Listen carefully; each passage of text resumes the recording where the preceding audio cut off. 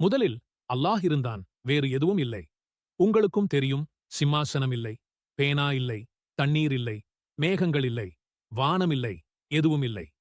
நீங்கள் அதை பற்றி சிந்திப்பீர்கள், அது எவ்வளவு ஆச்சரியமாக இருக்கிறது என்று. அவனுக்கு கீழும் காற்று இல்லை, மேலும் காற்று இல்லை. அது அல்லாஹ் சுப்ஹானஹு வதாலாதான். அல்லாஹ் சுப்ஹானஹு வதாலாவைத் தவிர மற்ற அனைத்தும் அழியக்கூடியவை. நிரந்தரமானவன் அல்லாஹ்வை தவிர வேறொன்றுமில்லை. நீங்கள் உங்கள் மனித பரிமாணங்களால் அல்லாஹ் சுபனாஹு வதாலாவை மட்டுப்படுத்துகிறீர்கள்.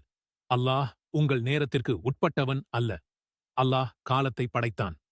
ஒரு நபர் உண்மையில் அல்லாஹ் சுப்ஹானஹு வதாலாவின் படைப்பை பற்றி சிந்தித்துப் பார்க்கிறார். இந்த உயர்நிலையை உணர்ந்து, இதை யார் உருவாக்கினார்கள், அல்லாஹ் சுப்ஹானஹு வதாலா என்று நீங்கள் கூறுவீர்கள். மேலும் நீங்கள் அல்லாஹ்வின் படைப்பை போற்றுகிறீர்கள்.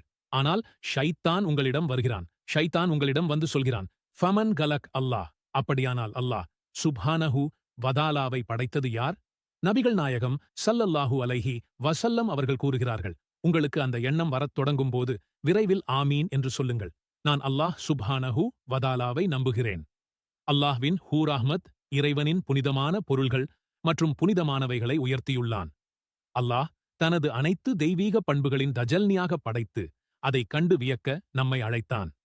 ஆச்சரியமான ஒன்றைச் செய்யக்கூடியவர்களை நாம் காணும்போது கைதட்டி பாராட்டுகிறோம். அதே முஸ்லிம் அல்லாதவர் ஒரு பாடலை பாடும் ஒரு திறமையான பாடகர். பாடி முடித்ததும் அரங்கத்தில் உள்ளவர்களையும் நீங்கள் பார்த்தால் அவர்கள் என்ன செய்கிறார்கள் தெரியுமா? மக்கள் எழுந்து நின்று கைதட்டி ஸ்டாண்டிங் ஒவேஷன் செய்கிறார்கள்.